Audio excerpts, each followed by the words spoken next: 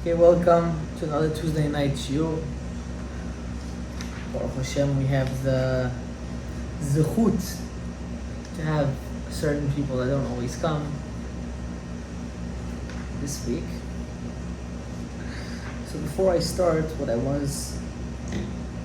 want to get into, I'm going to ask you if you have anything specific you have to ask. I like to put myself into waters, deep waters.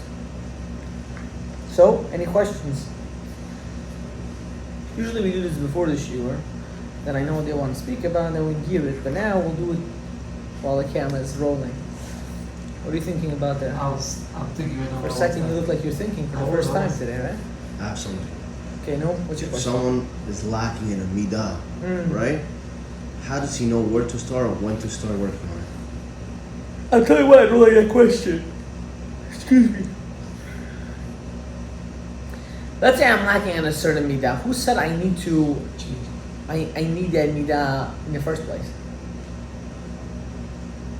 I mean, if you have We're it, so into in this generation to be like Esav. I mean, like Ishmael. To put ourselves into every little chor in the world. Who said? Who said we need that? If you're gonna say if there's a certain midah that I feel that I'm connected to and I'm not yet mastering it, how do I master that? But who said if you're missing a certain midah, that's for you? So think about that for a second. Not necessarily. Let's say someone is not a kasan.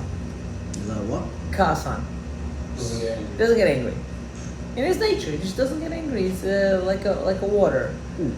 There are people like that. Isn't water emotional with the water signs? Right? Wait 1 second. Who is like that? What, now he should start being a kasan? No, but that's a bad midah. Well, who said it's bad? It can be used for good too. Like- Every midah can be used for good. So tell me a good midah. Looking at positive things. Looking. That's not a midah. Being a giver. To look at things to look at things in a positive view is not a midah. It's a way of life. What about being a giver? Being a giver, stinginess. There you go. That's a good question. Do you feel like you're stingy? Don't answer. Or let's say you're too open hands. Everything you touch right away goes. How do you work on that? You got to get someone to sit down with you, talk about your finances. When you go to the bank, there are certain features you can do that you can't touch the money. You need another person to come to give a haskama before you can take out the money. There are stuff like that for people that don't know how to hold their money. That's another thing. That can't really be changed and has to be controlled. What changes it is life, usually. Life experiences. When I started giving these shiurim years ago, I thought you can change the world. You're young, hot blooded. I was in my young 20s. It was hot. The shiurim, I have them recorded, but I never put them out because they were so I was there. bloody, you can say, right? You guys remember, right? Those were like on the spot, hit person to his heart, made people want to change for life, right? But then you realize that maybe that's not so. It doesn't work as much. What works more small is getting a sense of having a connection with the student, calling him. I couldn't keep up with all these people that used to come. Hundreds of kids. Hundreds. Didn't know what, where, when. Were they just coming to do shtiyot? So you didn't get the feel of it. So now as you get older, you start to think that smaller crowd. And I watch as I get even more older, I'm going to say most probably, I already know how it is. Just the family. And when I get even more, I'm going to say just myself. I have to worry about where I'm getting, which I'm already feeling like to cut down less on the public affairs and worry more about personal affairs, personal things. And that's not due to the fact that I'm looking for something that I can't find. It's due to the fact when as a person gets older, he starts to realize that the way you want things to actually be, you cannot expect it for other people. You can only expect that for yourself. The biggest tip in Shalom Bayit is you can't change your spouse, you can only change yourself. So how do you, if you have a problem? Heard that? Yeah. A person comes and says, oh, my wife, my this, my girlfriend, my husband, my bro. You have to do the change. The other person, you can't expect them to change. If they're gonna have and they're gonna see, oh, he's changing, I can't take advantage, and they realize they're doing a certain mistake, automatically they should want to change. But if not, then they're just balik k'voi Torah. So what do you do in that case? Okay, then you have to really sit down and so on and so forth. There are certain things that you have to. There are, there's, my Rebbe always told me there's a fifth chelik of Shulchan Aruch. It's called common sense. A lot of people don't have it nowadays. It's out. It hasn't been, because it used to be, they used to teach common sense when we were kids. Right? Certain things of reality that were normal. Nowadays, nothing's normal anymore. And if you think something else is not normal, then you're not normal. So this is a deep concept, huge concept, right? I'm not here to put down anyone, to each in their own way, in their own derech. We'll love and we'll help every single person to what they believe and how they feel. That's not the question, but that doesn't mean I need to agree to it. I personally maybe don't agree, but that doesn't change in any way. If a person is asking you for help, but you don't have the same views, which is very hard. You have to be a person of intellect and not emotion. To still love him and care for him as a human being. This is where everyone's fault is. We're so worried about changing others, we're not realizing it. Just change yourself. Be the best you can be, and automatically you'll be. And this is why this week's parasha, when you see this week's parasha, I'm going to take your questions. I just want to touch it up. Shoftim v'shotrim. Judges and officers put on your borders. Now, of course, the Torah always means something more deeper. On your borders. It means on yourself. When you read this parasha, that's it. We're already Chodesh Elul is here. It's here. That's it. 4 or 5 weeks is Rosh Hashanah, Habibi. You ready? Dip the apple in the honey, the whole thing. Or if you're Bukhari, dip the lung in the honey. It's a new zach. When I got married, my wife's side of family, they're very traditional. I grew up in a very, I wouldn't say they're not traditional, but they're more Modern? I wouldn't say modern. They grew up in Israel. So a lot of this old-fashionism, stay there. And then when I came here and I got married, I go back to my father's. I was like, "You ever heard of this? Dip the lungs in the thing?" And he was like, "Yeah, there are stuff like that." Again, I could have been there and say, "Sure, savsem say everyone look krish payachoshte." I didn't say that. I didn't say you guys are all wackos. What did I say instead? Okay, I'm going to be quiet. Maybe there's something that I don't know. I'm willing to learn. I'm eager to understand. You can't go to someone else's culture and start to be Despising them. putting them down. You're not from their culture. How can you do that? Who are you? Who do you think you are? This is why Rav Asher Miller always says, getting married is difficult. Getting married to another culture, let's say you're Sfaradi, you're Ashkenazi. Even Ashkenaz with Ashkenaz, depends what sect of Ashkenaz, or Sfaradi with Sfaradi. And there's different kind of Moroccans, there's different kind of Yemenites, there's different kind of Bukharians, different kind of Persians. And it gets, if it's hard for a Persian to marry Bukharian, Kal v'chomer a Persian with an Ashkenazi, you're getting into deeper waters, you're drowning yourself. Which people succeed in that? People that are open-minded, people that are not judgmental. People a person that can be in another person's house and be eager to learn and understand and accept this is their derech. That doesn't mean now I have to change them. This is just who they are. We're so busy in changing the world, we have to stop for a second and say, it's not the world that has the issue, it's myself. Right? Why did the Nahash go to Chava and not to Adam? It's easier to convince. She knew that she always felt something wrong with herself. She has low self-esteem. Person that usually goes down in a certain level, it's always because it goes down to the source of it is you can say low self-esteem, but it's not being open-minded.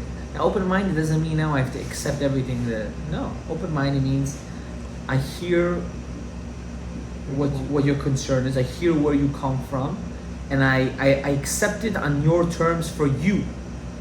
But it doesn't mean I have to accept it for me. That's called someone that's open-minded. Not someone that you explain to him a certain detail and someone says, okay, I'm also that today. That's not normal. And that's why it says shoftim v'shotrim. You need to have standards, you need to have boundaries in your life. You need to know when to say no and when to say yes. And unfortunately, who are we to judge? But David HaMelech himself, he didn't know how to mechanech his kids, it says. He was too loving. He was a soft-hearted man. How is a man, the warrior of all warriors, used to kill little kids, women? Of course, by the word of Hashem, the word of God. He did it because that's what God told him. No, if God would tell us to do it, who are we to judge? But his own kids, he couldn't put them into place. No, he was a softie in nature. He was a softie. In nature. In nature, in his teva, he was a softie. Look at his two sons that went against him. No, Avshalom and... Does anyone know? No? No, Avshalom. Think about it. Adoniyahu. One of my two of God's names in his name. Right? Both of them beautiful names. Avshalom and Adoniyahu, and they both went off the derech. Huge neshamot they were. They weren't simple people. People look at them, they say, oh, Yimach Shema. If you would have their neshama, you would blow up like a firecracker. Ba-bam. But again, at the same time, you have to know how to mechanech. And I see as you get older, people always ask. I don't know why we're getting into this tangent, but maybe this is a wrong way of looking at it. But this is the way how I understood it. Why are people very into getting married when you're young, especially still in our culture? Not because we're primitive, you're Hasidic. No, it has nothing to do with that. When you're younger, you raise your kids with less emotion. What do you mean by that? It's an unbelievable. You don't have kids yet. You don't understand. Especially the husband, the father. The father raises the kids with less emotion, so he's more tough, and he's more strict, and he's more aggressive. Okay, we're not talking about hitting in a way of abusing. Every father has to know how to discipline his kids to their own way. As you get older, you start to deal with your kids totally different. You're more soft. You're more loving. You're more erech hapayim. You let them even say things to you like you're a treapka bonagid. And you look at your older kid, looks and says like, "This would never fly if I was a kid." Like, well, what happened? Like, what happened? So what happens when you raise the older kids properly? They become in a sense, the role models in the house, and that seeps down to the younger kids. But if you have kids and you're soft in the beginning, or you have it when you're older and you have less koach, what happens? I like that. What happens? What happens to the kids? In the original state, when you have them much older, you're already a softie. So what happens is that the kids don't have the right proper respect, and this is what we see is the minus of this generation. It's unbelievable. Regular derech eretz people don't have on the street. It's an abomination. I would speak to my Rebbeinu as some of my Talmidim now speak to me. My older years, they would think 3 times before they would even peep. Now, I wonder, you were, where are you from? Where do you come from? What are you gonna do? Can't do anything about it. To accept them, you have to love them. Why? It's not right to let them know? It's not gonna help. Because they don't understand. Growing up in a society, we live in a society, everything is supposed to be accepted. problem. It's a big issue. Where's your open-mindedness? The open-mindedness comes to things that are humane, sane. Things that are unhumane and not sane. It's not an open-minded. It's being an idiot. To each their own definition to that, but we follow the Torah and the mitzvot. ברוך אתה אדוני אלוהינו מלך העולם שהכל נהיה בדברו. Amen. You understand? Mm-hmm. As a certain sanity. Okay, what did you want to ask? I want to ask, have you established a good marriage? You just see someone Get has- married first. Next. What? Don't ask that question now. Well, I'm curious. Okay, for the viewer's sake, you're lucky. Well, No? like, let's just say someone has a temper or something, right? Let's just say someone Temper? Let's just say someone has a temper. And how do you like be a good husband to your spouse if you have a temper and like, you know? It goes in every midah. Well, yeah, anything that was just temper is usually the A one. husband and wife have to understand something that is extremely important. This is the fundamentals. For a man, when he comes home, that's supposed to be his safe haven. And for a woman, when she goes to her husband, not home, but to her husband, it's a bit different, and I'll explain to you why. She has to feel a sense of security. Once he doesn't feel home is home, it's a burden, and she doesn't feel like her husband is a husband, but another child, automatically all the balagan happens. It's just the fact of life. It doesn't make a difference in what you believe. A man in his nature, he wants to latif tov, he wants to give, and people should be satisfied. Of course. And a woman in her nature, she wants to nourish. She wants to take what she has and to blossom it. It's the human nature. That's why men give and a woman take and create a child. This is our nature. When those two things are missing in the household, automatically balagan.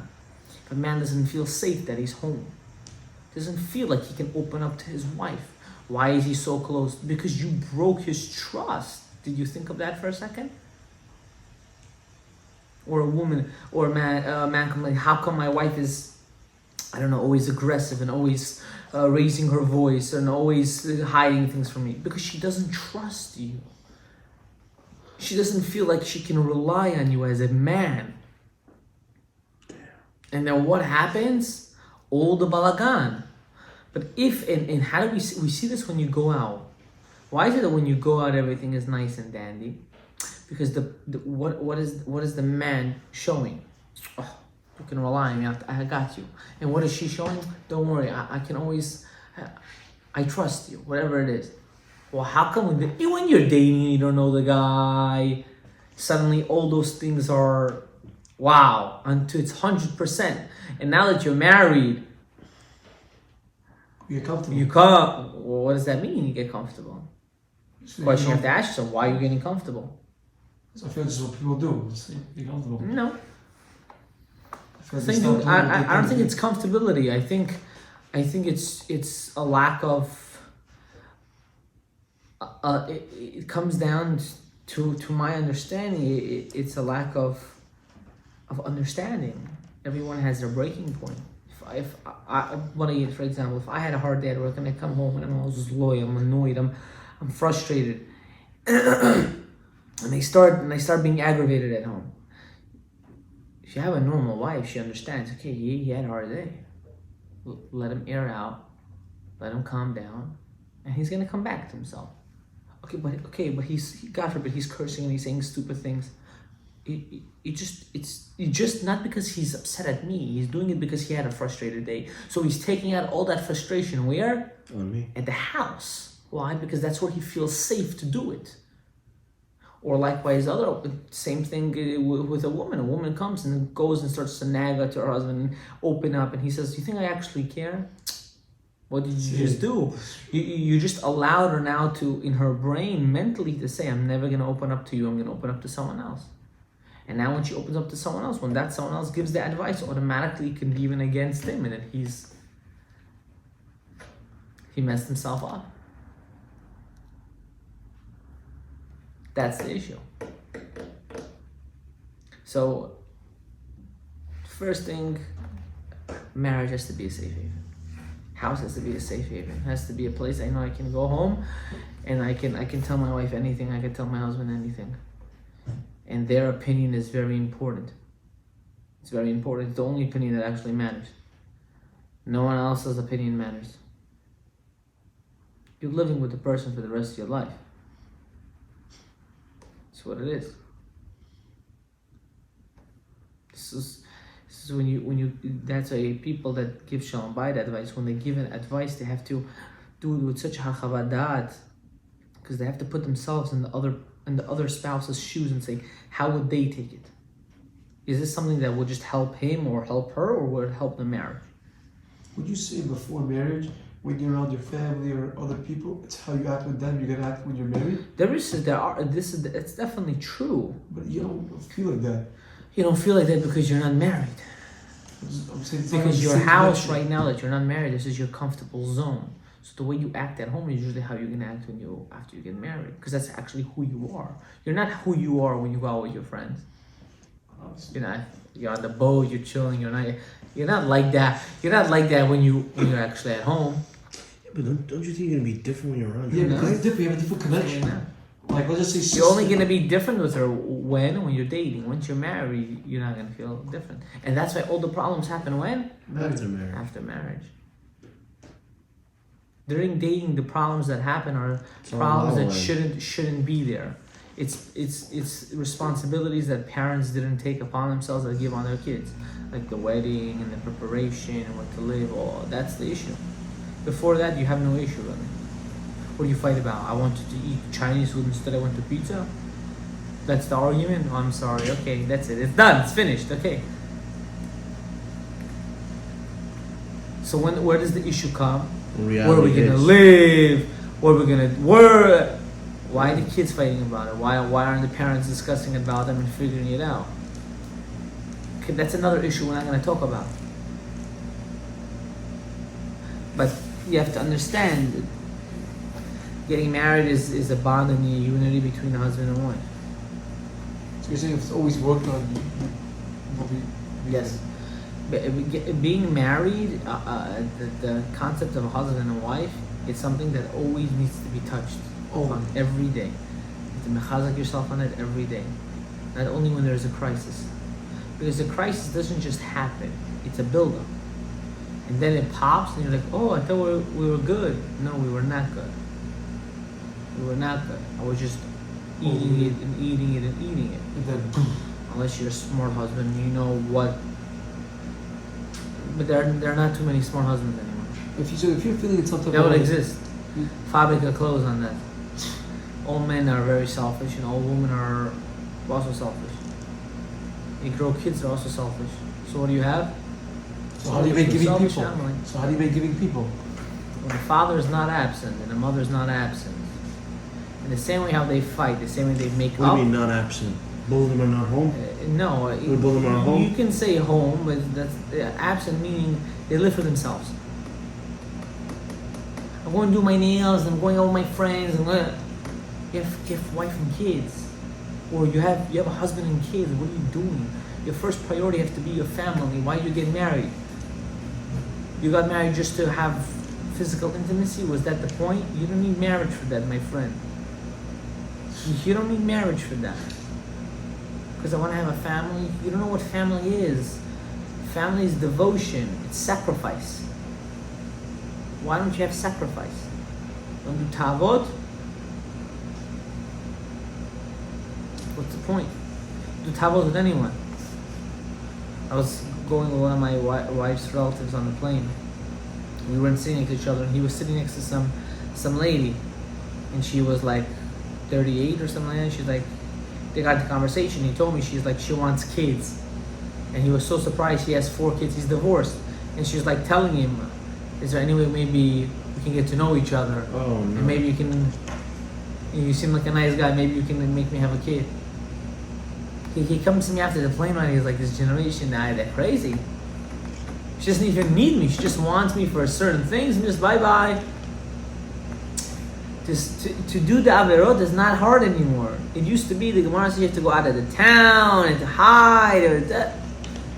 Like this. Go to the closest bar, you say I'm available, you have a whole shtiyot over there. That's a shoftim v'shotrim.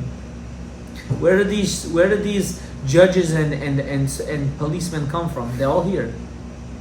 You need them here. If you don't have them here, they're not gonna help. Self-control. Working on yourself. Doing a challenge that's very difficult for you. And accomplishing it. Builds up your self-esteem. It builds up your choices in life. I'd say someone is overweight. Yeah, he knows he's overweight, or she knows, right? The only thing that's gonna build up the self-esteem is once they lose their weight. But they're always happy and bubbly. Bro, but someone's gonna have confidence though. One second, calm down.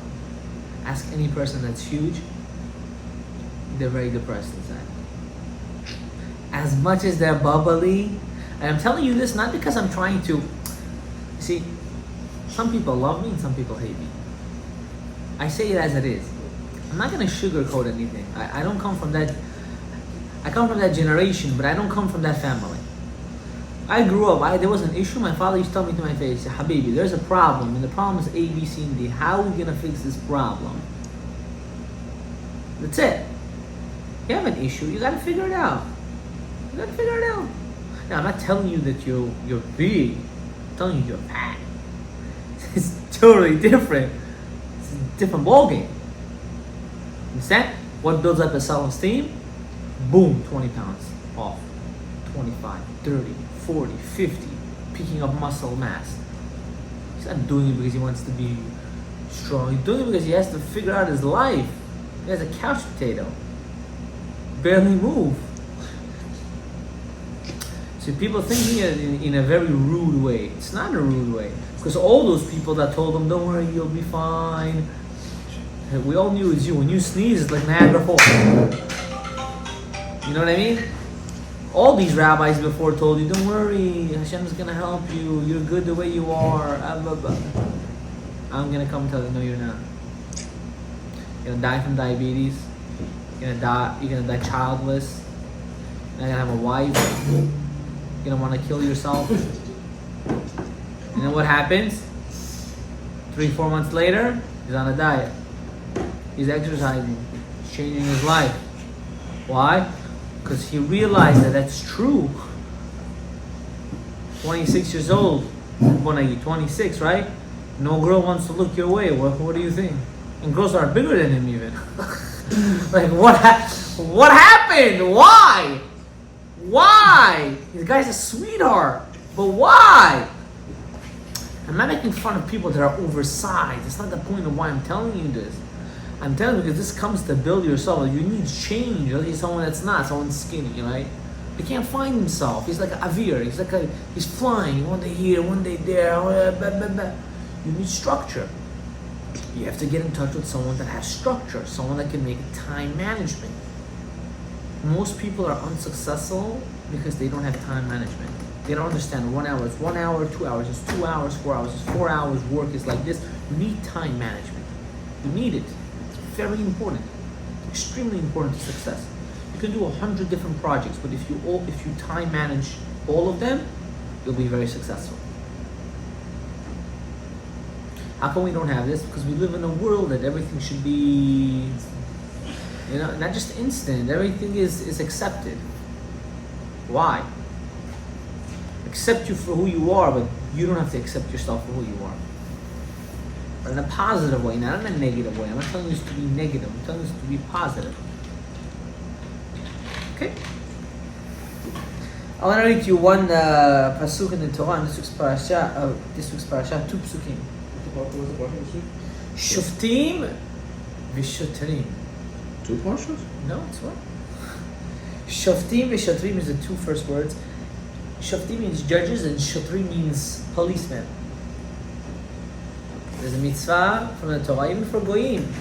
One of their mitzvot is to implement houses of laws. You need to have law. Imagine that, they'll be barbaric. They'll be barbarians. Any civilization in the Goyish world that didn't have judges and policemen, they're no more. They integrated in other civilizations. Why? Because you need that eventually. You cannot grow as a civilization. For example, Ploni sees, Reuven sees Shimon, right?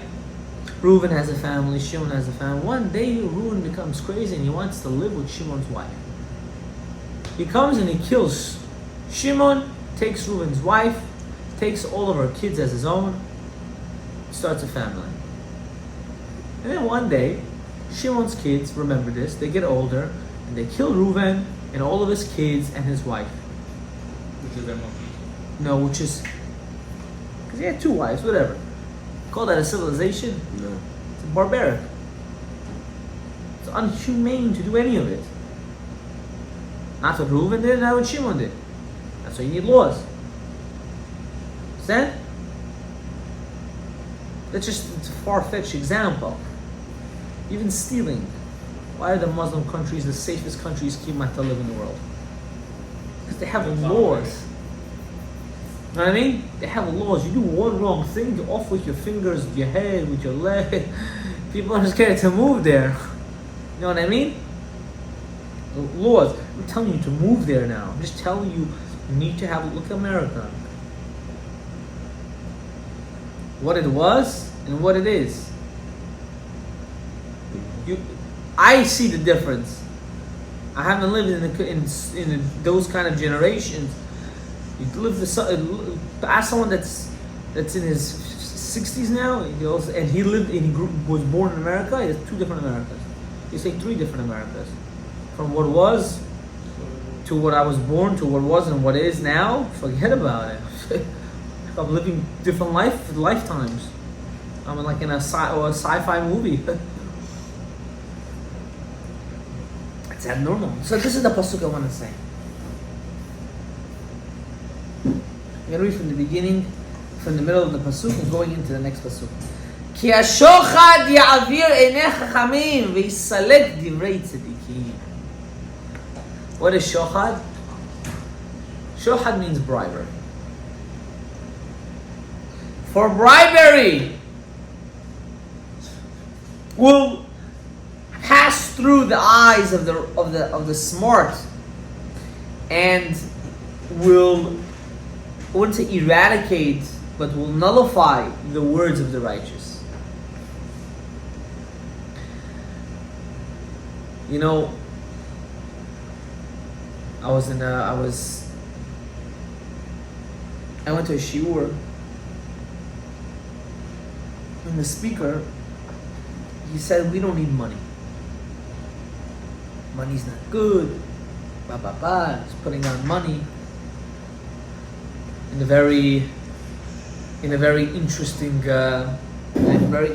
way. I said I have to correct it.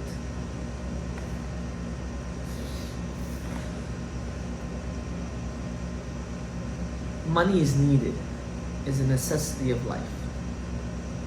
Like water is a necessity, air is a necessity, money is also a necessity.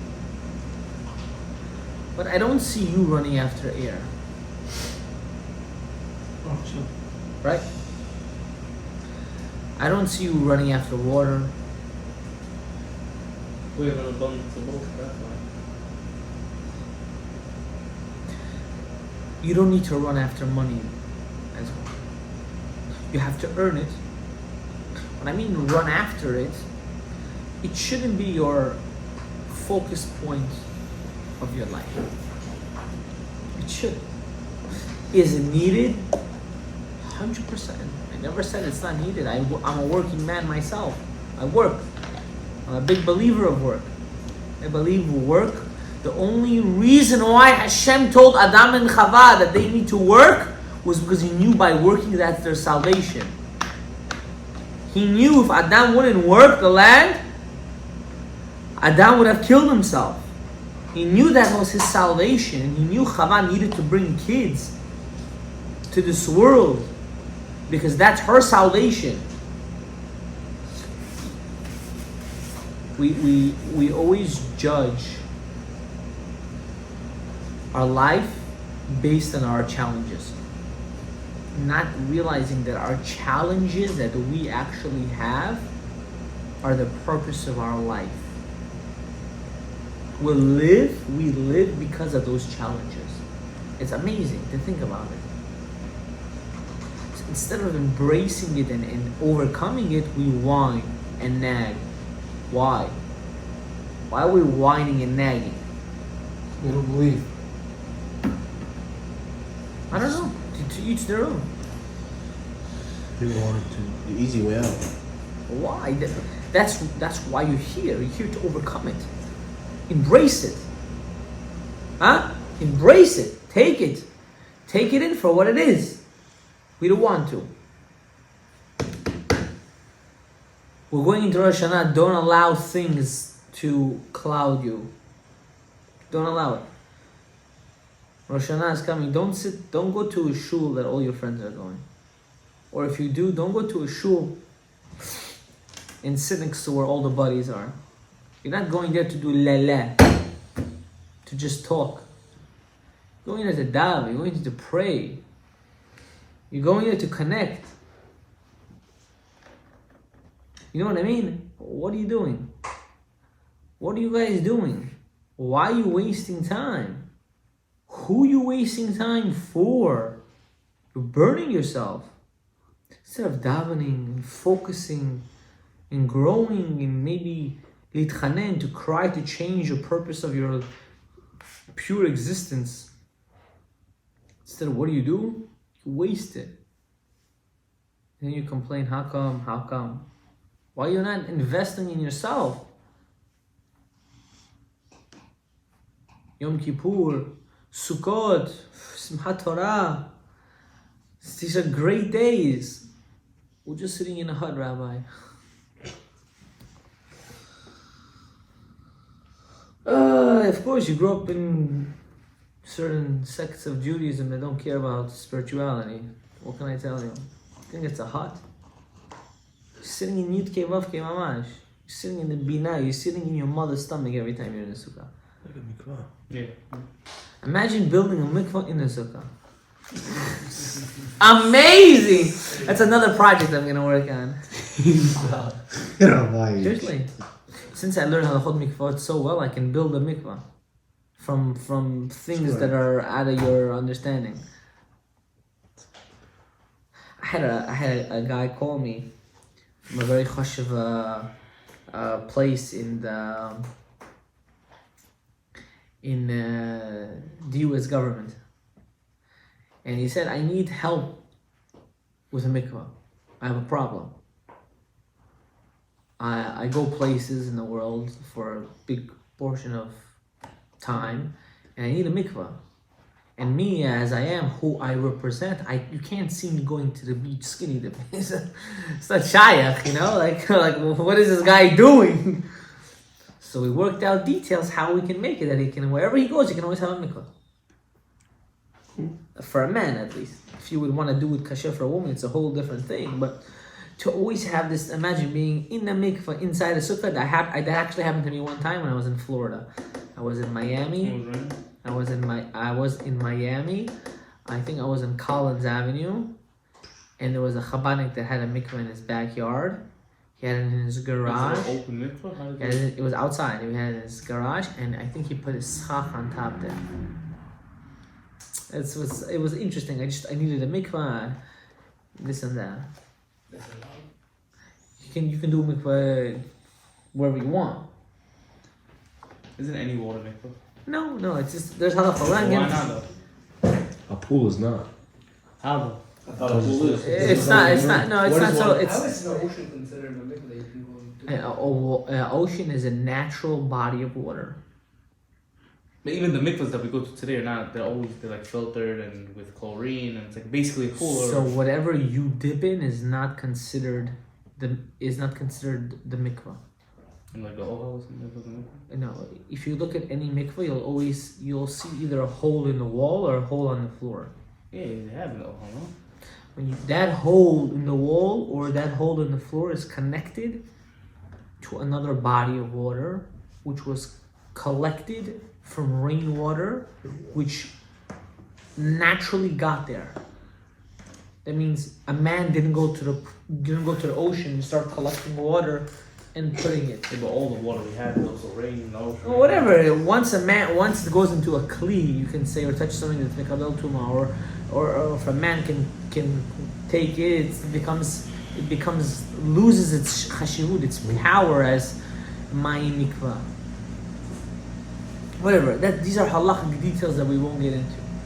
But this is the next pasuk I want to read. This one that everyone should really take to heart. How long am I speaking for already?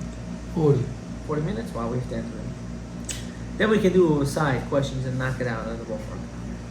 צדק צדק תרדוף למען תחיה וירשת את הארץ אשר אדוני אלוהיך נותן לך.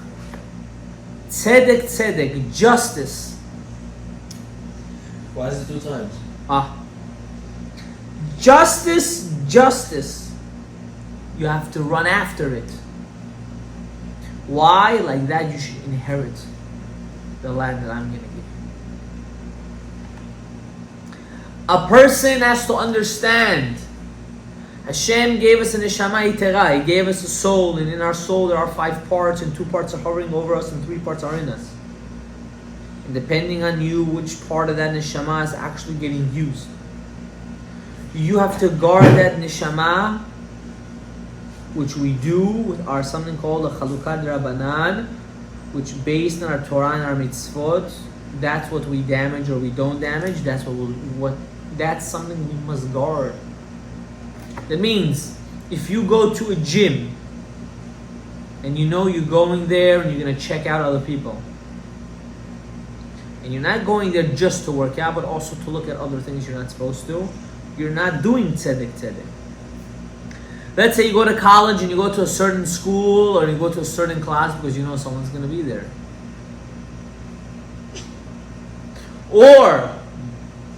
Or you just want to be flirtatious and you're a married man.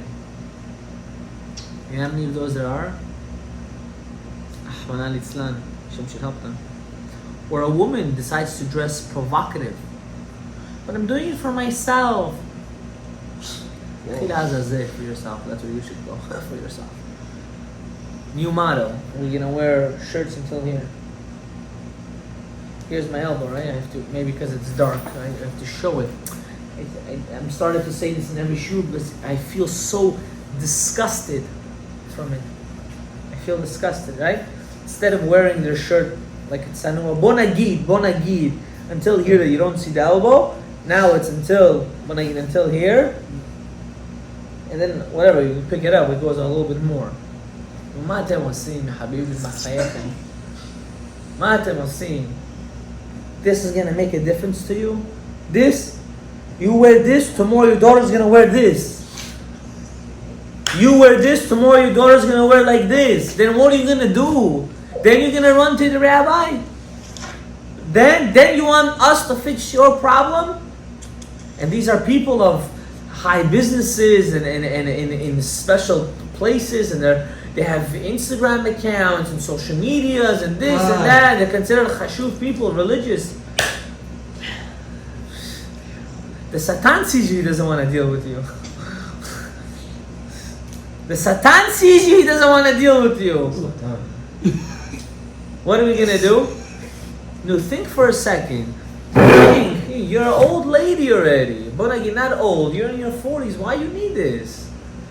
Why you need this? I'm doing it so my husband shouldn't look anywhere else. Treat your husband like a human being at home. He's not going to want that. What does that mean?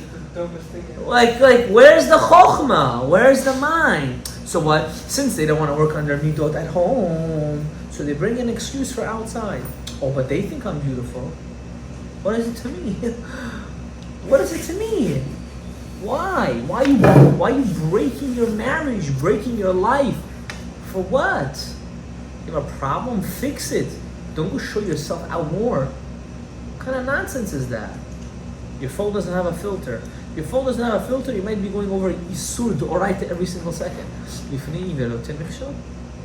You're allowing yourself to sin at any moment of your life. We have to make a special shiur for that popcorn. What are you going to do?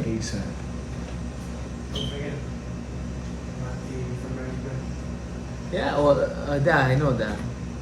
We have to see. What are we gonna do? Rabbi side. Tzedek, tzedek, tirdov. Run after justice. Run after peace. Run after what's right. Why are we not doing it? I don't know. Wearing black and white doesn't mean anything.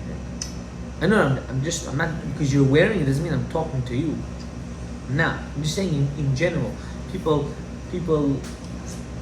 think if you wear black white, you're a tzaddik yisod olam. Opposite. I never said that either. Those are your cheshbonot already. You're a kodesh leikod. You know what I mean? Like, it doesn't mean anything. You can find a guy wearing jeans and wearing a polo shirt, and he'll be more righteous than 90% of the guys wearing. Why is it a bad outfit? I don't mind Jewish community jeans and a polo shirt is like a children type of thing. Okay. I personally am not an advocate for jeans and for. Shh, you guys on camera. Hundreds of people will watch this. For positive. It goes on different platforms too, so be careful. Don't make me start with you. So, let me explain something to you. There is, of course, there is a derech halibush. There is a normal way of a person should dress. Jews never dressed up in a thug-looking kind of manner. Okay. So you might say the generation changed and the jeans are a different kind. They're high-end jeans and so on and so forth. Speak to your personal madrach. But you don't listen to me, so don't point your finger at me. You don't. So I'm telling you, don't grill him. So let me say something to you. A person has to be he has to know how to represent himself.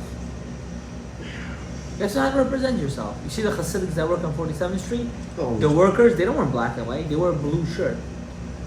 Hasidics? Yeah. Now he's there. They just like a No, because they're the guys that are actually the salesmen. But the guys that are bochnik, the guys that are cutting diamonds and stuff like that, they're wearing blue shirt.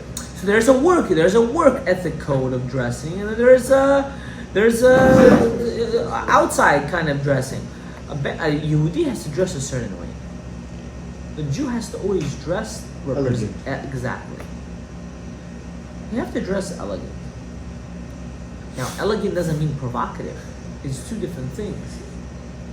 I can also put on nice clothes and that's the end of it. Yitzhara, before you know it, wherever you go. But there's a certain guideline you have to follow. I'm talking about when the people want to do it, they're so machmer and looking elegant, they start to become natsanoa. Yeah, guy, he's not so. Yes, a guy could also be natsanoa. What's not to know? Okay, there are different guidelines on how to dress, and we have less parts we need to cover.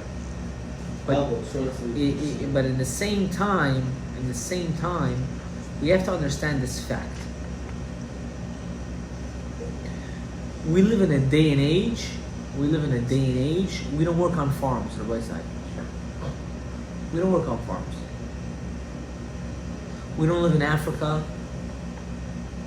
We don't live in a safari, in forests. We don't need to go with diapers running around going, woo! We don't do that. We don't live that way. There's a certain code of ethics you have to dress. To each their derech. But everything has to be on the guidelines of the Torah. I mean, it's coming to shul to daven with shorts and with a tank top. Come on. What is the kavod? You're going to daven to Melech Malcham Lachim. Davening to the Eibush, davening to Hashem. With a tank top, with shorts. Even slides is a big question in halacha. If you should wear socks or no socks. If you could or you can't. There's a big machloket. How about Crocs? If you wear socks, it's most probably 100% allowed. But no socks, it's a huge machloket. You have to learn the machloket. You can't just go and say no. But a girl to wear like this, it's not a machloket. It's a machloket between the satan and kafakela. Which one will take you in? Now I'm not telling you this because I'm trying to bash. I don't like bashing. But why? Who? For who you doing it? What's with the tight skirts? For what? But they're gonna say, oh, I'm wearing skirts now. For what? Don't wear skirts. Rather wear the Might as well. No, that also not. Okay, but look, a Yeah. non-religious girl, she's getting it, Rabbi. She's not gonna jump in and be a chassid. I think you were being Hasidic. So there you go. She's not gonna jump in and do it 100% like He that. keeps thinking that there have to be. Yo, I'm talking to the rabbi. Please sit down, please. You do it. Shh, you guys are getting recorded. You have to understand something. You have to understand something. Saying I'm becoming religious and becoming more provocative, It's not understandable, bro. So what's worse? It takes time. Habibi, let me explain something to you. Sometimes wearing a not sanua skirt can be 10 times worse. Worse. Not to know it's tight, or is it not to know the fact that it's above the knee? What if it's below the knee, but it's still? What if they know that a big? Listen. Let's not be graphic right now. Mhm. But wearing a skirt that's tight, like a pencil skirt, Listen, Ellie. like a pencil skirt, is a very big isur. You're not going on the guidelines of tzniut. Every man on the street does not need to see waves and curves. Doesn't have to. Why? But why? What's the enjoyment? And I'm becoming religious. That's not becoming. We have a problem in our definition in becoming religious. We think that becoming observant of Torah mitzvot means to follow the Torah mitzvot. Doesn't mean not to follow and think that I am following. That's the difference. It's like saying I'm starting to keep kosher, so I can eat meat that says kosher. It doesn't have to be Beit Yosef, but it says kosher. It's halal. That's not kosher to begin with. What are you starting with? Where does that make sense? It doesn't make sense. So we feed ourselves this nonsense. You understand? That's exactly what I'm trying to tell you. I'm starting to become sanua. I used to wear tank tops, now I wear this. No, that's not sanua. It's the same thing. That's baby steps. It's not baby steps. It's no steps. It's called a step We never know to change. Yeah, it's slowly getting there. It's We're step being in the right- delusional. It's a step in the right It's direction. a delusion. If you ask me personally, it's a delusion. That's something you tell yourself. Stop. Not brother, it's a step in the right direction. I think. Ellie, it's still Let me explain I'm something. talking to the rabbi. Let me explain. Shh, no names, please. Let me explain something to you. I want to explain something. Superman keeper. Shh, let me explain something to you. Baby steps means you have to at least take a step. From being not sanua to not sanua is not called taking baby steps. That's Yes, called. but it's less not That's sanua than what it's does that like- mean? Okay, let's say a girl. She goes from Let's say, right? Someone wants to chop off your hand. Oh my God, I would not do this comparison. Listen. So let's say she Listen, goes from that's hair, sticky. she's from tank top and shorts. Now she goes from like skirt right by the knees and a shirt that's like a little like that. That's it, step by step. She's not gonna. But be, she's not becoming sanua. She's not, but it's getting there. Yeah, It's like when someone quits smoking. Same thing. Or someone I don't gets accept on it. a diet. I don't You know, accept they don't it. jump in I don't there. accept it, and I'll tell you why. Now, I want everyone to understand. The viewers should also understand. No, but you can't use an excuse. I totally understand when someone says they're going level by level, step by step. You know what my issue is? I'll tell you what my issue is. Gonna take advantage. When you are a person that wear a tank top and you start to wear, what's it called, half what? There's this, T-shirt. whatever. You start to wear over until here. What happens is you have to understand, and you have to know this is not allowed. Most people stop here. They don't continue going lower because they start to see observant Jews. But they're not observant, Rabbi Isai. Because they have a big following and they talk about Torah mitzvah doesn't mean anything. They're not observant. They start to feel, okay, it's allowed. It's mutar. It's not mutar. It's not allowed. You're not allowed. What are you doing? That's the problem with this. Do you understand? Yeah, no, we get comfortable. That's the issue. But not everyone does it. 90% do. But then some people, like, 90% when they start to mechazek, they stop at a certain point. They don't continue going some all the people way. also, like, they're not religious, they become a little crazy. crazy religious fall off too. No, becoming crazy religious is not becoming religious. That's going into a cult. Become That's fanatic. fanatic is That's not what we religious. need, see. It's not doing Fanatic. I'm not a fanatic Jew. You're not. I'm not. I have a beard. People think because I have a beard, I'm a fanatic. I have a lot of friends that were not religious, became religious, jumped in, and got off. Okay, but they just don't say they didn't I'm do talking to They you. didn't have. They didn't. No, listen. They didn't have. They didn't have proper. They didn't have proper hadracha. They didn't have proper. They didn't have proper guidance. A person has to understand something. When you go into Torah mitzvot, you need proper guidance. There you go. But then they took it step by step. I know one of my personal. You only can do that when you have proper guidance. There you go. So that proper When a guidance, person that's- says my proper guidance is my social media because I see how A, B, and C does it, and they stop at a certain level, that is a chirum. That's what you think. You're not in my workspace. You don't know. People don't even know. People don't even know what a disaster. And I don't only work with Sfaradim. I work with not only with Bukhari. I work with Ashkenazim, different kind of Sfaradiot. I'm not primitive. I don't only know Russian or Bukharian. I know Hebrew. I understand Yiddish somewhat. I know other languages, so automatically I speak English perfectly. So when you talk to people from another culture and they come and they tell you these issues, you start to realize that the issues are from within because people made it allowed. They made it allowed. It's not allowed. And we're talking about women, men. Why don't you pray 3 times a day with a minyan? You're missing Meya Berachot, 100%. How come you don't wear tzitzit? Why? What's the exception? There is no exception. Why don't you put on tefillin every day? What is the exception? There is none. It's hot. I hear some people say it's hard. What does that mean? It's hot. Don't tell me, oh Rabbi, you grew up in it. That has my body takes out more heat than most people I know. In the winter when it's like -1 degrees, all the windows are open and maybe even sometimes the AC is on. You have to understand that. You just did that because you're it's a bit different. You understand? Now, it's too hot. That's not an excuse. Focus. That's not an excuse.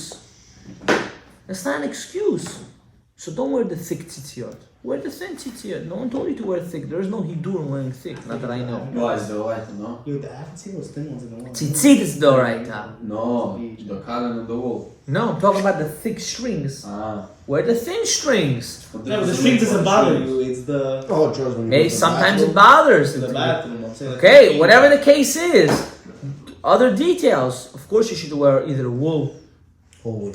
or wool tzitzit or linen tzitzit, because those two are doraita. Hell yes. Rebbe. Well, cotton is drabanan already. Every other material is drabanan. You have to try to wear wool. No, we don't sell usually linen tzitzit. Yeah, It's not common. It's not something that It's they. better quality. No, it's I don't know. Shh. Better to wear wool because it's a doraita, as it says in the Gemara, Rishonim. Everything else is drabanan. But that's not the point. We're not giving a halacha class. Guys have to understand. There's no excuse. Why don't you wear a kippah? Why not? There's no excuse for you not to wear a kippah. Especially you. Don't make me say your last name in public. Shh. Especially you. I'm not worried of you getting into a street fight. Not at all. You just that guy is 1 phone call away from being under 6 feet down, right? Right? Right? Shh. Same. Why don't you wear a kippah? What are you ashamed of? What are you guys ashamed of? How are people gonna look at me? You live in a generation where if they don't accept you for who you are, they can go to jail. Straight up guys in dress. You understand? And you worried to wear a kippah on your head? This is what you're worried about? This? Come on. Shotrim v'shotrim. Be happy you're a Yid. Be happy you're a Yid. Represent who you are. Represent who we are. We're Yidden, Rabbi Sai. gonna finish with this, and then we'll do more questions if you want after, because it's just getting too long, and I know you guys want to get personal and start getting to a different level. The pasuk says. The pasuk says a person shouldn't put an ox and a donkey on the same on the same plowing machine together, because they're two different meaning. They're two different kinds of animals. I want you to understand something. A Yehudi and a not Yehudi are two different platforms. Don't think for a second you guys are compatible, because you're not. In anything? In anything. Don't ever forget that. Don't think there's better on the other side. That's all I want to finish with, and I have a reason why I'm finishing with this. Amen.